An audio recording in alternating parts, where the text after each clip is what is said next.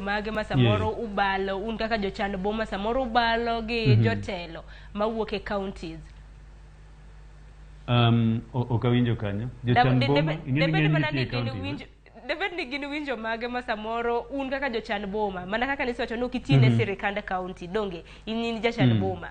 gin pogruok mage ma samoro kaka jochan bombe nitiere godo ka gichano boma pogruok mane ma untiere godo samoro de wachi na chiedh nade moyudo e counties mopogore opogore. We wach kendo ni wach mar chano boma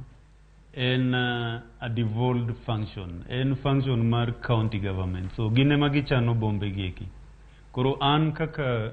jachan boma awacho ni anatiyo e mbalariany atiego jok madhi tiyo kurendo mondo gichan bombe gieki. But kowe mano abende ka gigwela na bia konygi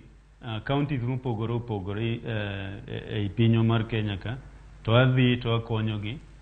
anyisogi ni kamae wanyatimi kama. But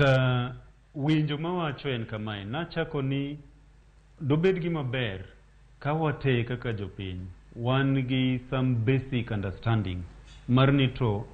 town planning ni en ang'o modwaro mondo watim, okay, objectives mage gin ang'owa ineno nikech kwa bedo gi winjo no then koro konyiswa ni mondo wasud wawuog e ndara